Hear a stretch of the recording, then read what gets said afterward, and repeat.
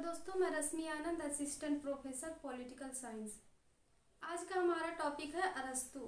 तो हम आज अरस्तू जी के राजनीतिक विचार के बारे में पढ़ेंगे। तो सबसे पहले हम उनका जीवन परिचय जान लेते हैं ताकि हमें उनके कंसेप्ट को समझने में आसानी हो। ठीक, अच्छे से उनके कंसेप्ट को समझ सके। तो आइए हम देखते हैं अरस्तू का जीवन। इनका जन्म 384 BC मतलब ईस्वी पूर्व में हुआ था।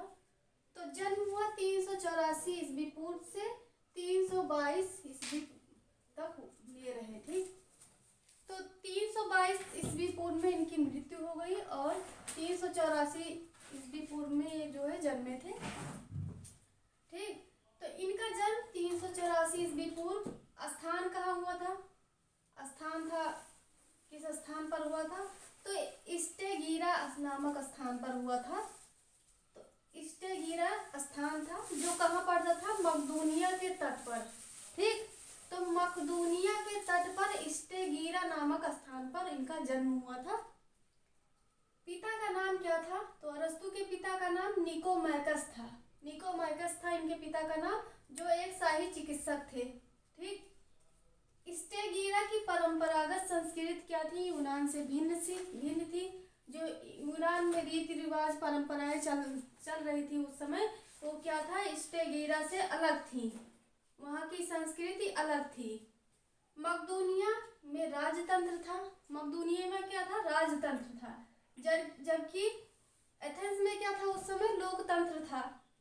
और एथेंस में लोकतंत्र था, वहाँ नगर राज्य थे, लेकिन यहाँ क्या था? मकदूनिया में राजतंत्र था और नगर राज्य नहीं थे। ठीक, पालन पोषण इनका बहुत संपन्नता और विपुलता के वातावरण में हुआ।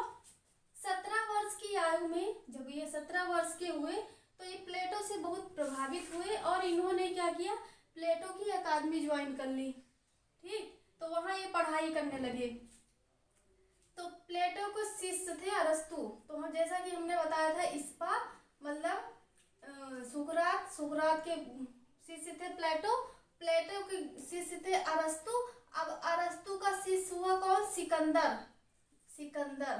ठीक, सुकरात, प्लेटो, अरस्तू, सिकंदर, ये क्रम है, तो याद रखिएगा। तो इस प्रकार से क्या हुआ कि 17 वर्ष की आयु में प्लेटो से प्रभावित हुए, आकर्षित हुए उनकी ओर, और क्या करते हैं? प्लेटो की अकादमी ज्वाइन कर लेते हैं और वहाँ पढ़ाई करने लगते हैं लगभग 20 वर्ष तक। अगले 20 वर्ष तक, ये 347 ईस्वी पूर्व जब इनके प्लेटो की मृत्यु हो जाती है, इनके गुरु जो प्लेटो थे उनकी मृत्यु तक ये अकादमी में बिताते हैं। जब इनकी मृत्यु के बाद मतलब जीवन के अगले 20 वर्ष तक जब तक प्लेटो मतलब 347 में प्लेटो की मृत्यु हो जाती है, तब तक ये अकादमी में रहते हैं, वहाँ पर बिताते हैं। उसके बाद क्या होता है? प्लेटो की मृत्यु के बाद प्लेटो अरस्तू से बहुत प्रभावित थे और उसके बाद ये चले जाते हैं। कहाँ जाते हैं अभी हम बताएंगे। तो प्लेटो अरस्तू से बहुत प्रभावित हुए। ठीक, बहुत प्रभावित हुए और प्लेटो ने क्या कहा? अकादमी का मस्तिष्क कहा, क्योंकि अरस्तू जो थे बहुत ही प्रतिभा के संपन्न व्यक्ति थे। उन्होंने हर विषय में अपने बुक लिखी हैं, वो बहुत ही ज्ञानी व्यक्ति थे। उन्होंने अपने घर में बहुत ही पुस्तकें रखी थी, पूरा एकदम उनका रूम जो था पुस्तकों से भरा हुआ था और वो हरदम पढ़ते रहते थे। इसीलिए प्लेटो ने उनके घर को पाठक का घर कहा। ठीक, क्योंकि वो हरदम पढ़ाई करते रहते थे और बहुत ही ज्ञानी व्यक्ति थे। उन्होंने 158 कंट्री मतलब देशों के संविधान का अध्ययन करके अपनी रचना की थी पॉलिटिक्स की।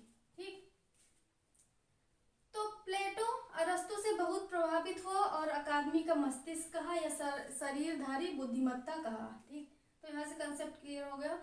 एथेंस छोड़ने के बाद अब जब प्लेटो की मृत्यु हो जाती है तो यहाँ अकादमी में बिताए 20 साल। उसके बाद मृत्यु के बाद प्लेटो की ये एथेंस छोड़ देते हैं। एथेंस छोड़ने के बाद ये कहाँ जाते हैं? एशिया माइनर, ईरान चले जाते हैं। अब ईरान क्यों जाते हैं? वहाँ का जो राजा था हर्मीज, उसका नाम हर्मीज था। तो हर्मीज ने अरस्तु को आमंत्रित किया था। तो ये एथेंस छोड़ने के बाद एशिया माइनर ईरान चले जाते हैं और वहाँ अकादमी की एक शाखा स्थापित करते हैं। जो ये प्लेटो की अकादमी थी, इसी की एक शाखा वहाँ स्थापित करते हैं। तो ईरान में आमंत्रित करने वाला राजा हर्मीज था। अपनी दत्तक पुत्री, दत्तक मतलब जो गोद लिया हो पुत्र या पुत्री होता है वही, तो अपनी दत्तक पुत्री पीथियस, अब इनकी पुत्री हर्मीज की पुत्री कौन थी? पीथियस। तो पीथियास जो थी हर्मीज की पुत्री थी। तो इन्होंने क्या किया, हर्मीज ने अपनी जो दत्तक पुत्री थी पीथियास, उसकी शादी किसके साथ कर दी? अरस्तु के साथ कर दी। ठीक, तो 3 साल, क्योंकि हर्मीज जो था अरस्तु का बहुत सम्मान करता था। अब 3 साल बहुत ही अच्छे से बीता यहाँ अरस्तु का हर्मीज के दरबार में। तो 3 साल बहुत संपन्नता में बिताए, बहुत खुशहाली से। तो हर्मीज के दरबार में ही ईरान का पतन, उसके बाद क्या हुआ, इनको ईरान का जो पतनोन्मुख देखने को मिलता है, ईरान का पतन हो जाता है, ईरान एकदम से खत्म हो जाता है। तो यही हर्मीज के दरबार में ईरान का पतनोन्मुख देखने को मिला, निरंकुशवाद देखने को मिला। किस तरीके से वहाँ का राजा जो है निरंकुश हो जाता है और वहाँ का जो राज्य है पूरी तरीके से समाप्त हो जाता है। ठीक, तो जब तानाशाही आ जाएगी तो जाहिर सी बात है उस पर बुरा असर पड़ेगा और धीरे धीरे राज्य जो है खत्म की ओर चला जाएगा। तो निरंकुशवाद देखने को मिलता है और जिससे वहाँ ईरान का जो है पतन हो जाता है, जिसका उल्लेख अरस्तु ने कहाँ किया है? अपनी बुक पॉलिटिक्स में किया है। 342 ईस्वी पूर्व मकदूनिया बुलाया गया। अब 342 में मकदूनिया बुलाया गया इनको, अरस्तु को। ठीक, मकदूनिया बुलाया गया, तो ये मकदूनिया चले जाते हैं। और कौन बुलाता है यहाँ? मकदूनिया का शासक जो फिलिप था। ठीक, फिलिप था, वो इनको आमंत्रित करता है, बुलाता है।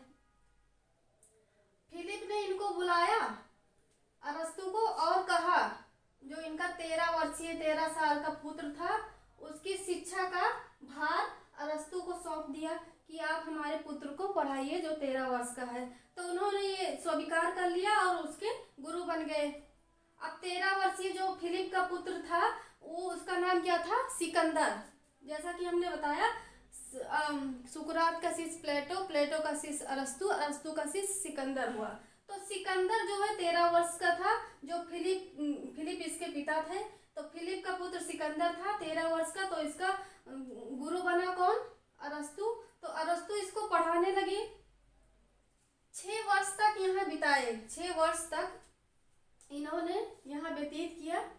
सिकंदर अपने गुरु का बहुत सम्मान करता था। अब सिकंदर जो थे वो अपने गुरु अरस्तु के बहुत प्रभावित हुए और उनका बहुत ही सम्मान करते थे। तो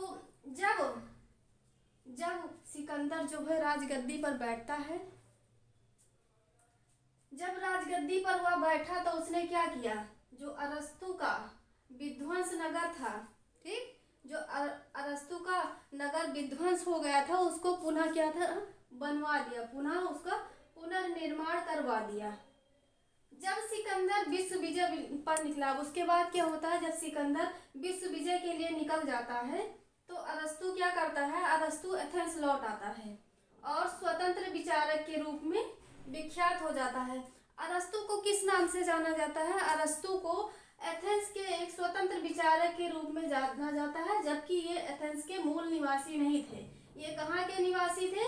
ये स्टेगिरा स्थान के निवासी थे, जो मकदूनिया के तट पर पड़ता था। Now this is clear. तो ये स्वतंत्र विचारक के रूप में जाने जाते हैं एथेंस के।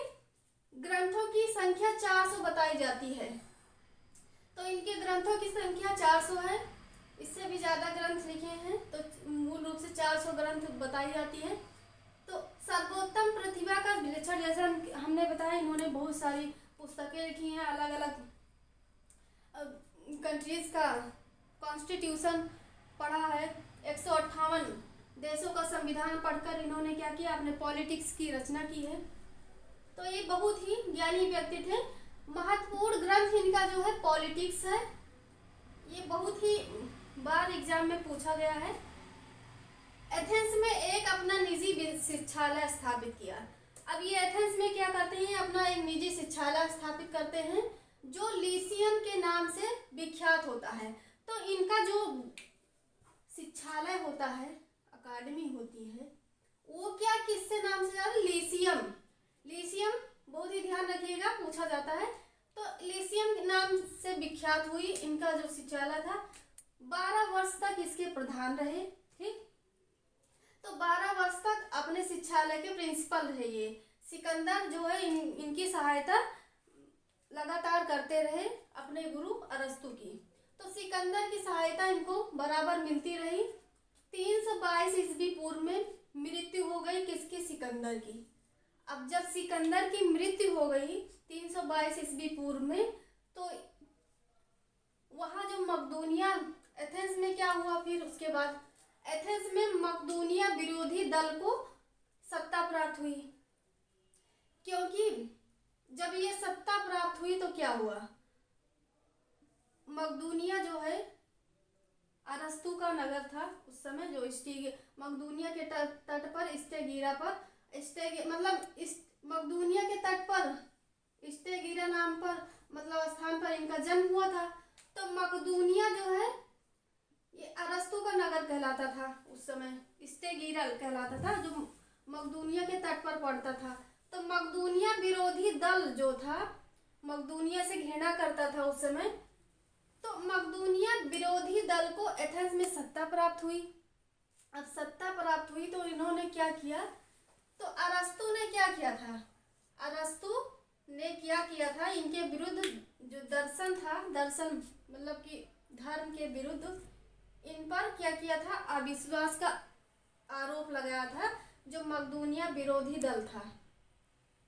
जैसे हम बताते हैं कि सुकरात को जो लोकतंत्र की वहाँ सरकार थी, तो सुकरात ने अपने विचार दिए थे, तो यही स्थिति उनकी भी हुई थी। तो वहाँ की सरकार ने उनको जबरदस्ती जहर का प्याला पीने के लिए विवश किया था, उनको मृत्यु दंड दे दिया था। तो यहाँ पर भी वही स्थिति होती है कि जब मकदूनिया विरोधी दल को सत्ता प्राप्त होती है एथेंस में, तो अपने आप को सुकरात वाली स्थिति से बचाने के लिए कैलसिस्को भाग जाता है। कौन, अरस्तु। तो अरस्तु कैलसिस्को भाग जाता है कि कहीं दर्शन के विरुद्ध दोबारा अपराध ना कर दिया जाए, कि जैसे सुकरात की स्थिति हुई थी वैसे हमारी भी स्थिति हो। तो इसलिए ये चला जाता है, कैलसिस्को भाग जाता है, क्योंकि धर्म के विरुद्ध अविश्वास का आरोप उस पर लगाया गया था। तो किसके विरुद्ध, धर्म के विरुद्ध अविश्वास का आरोप उस पर लगाया गया था। किसने लगाया था, धर्म, जो मकदूनिया विरोधी दल था, जो जिसको एथेंस में सत्ता प्राप्त हुई थी, उसने लगाया था। तो ये भाग जाता है कैलसिस्को, और भागते समय क्या कहता है, ये कोटेशन पूछी जाती है, उसने क्या कहा था, तो कहता है, कौन कह रहा है, अरस्तु जी कहते हैं, मैं एथेंस वासियों को, जो एथेंस वासी हैं, तो मैं एथेंस वासियों को दर्शन के विरुद्ध दूसरी बार अपराध करने का मौका नहीं दूंगा। जैसा कि उन जो प्लेटो के गुरु थे सुकरात, उनको वहाँ की जो एथेंस की सरकार थी उस समय लोकतंत्र की, वहाँ की सरकार ने उनको मृत्यु दंड दिया था। तो वही यहाँ भी ये डिफाइन करते हुए कहते हैं, अपने विचार देना है कि मैं एथेंस वासियों को दर्शन के विरुद्ध दूसरी बार अपराध करने का मौका नहीं दूंगा। और इसी वर्ष 322 में ही इनकी मृत्यु हो जाती है।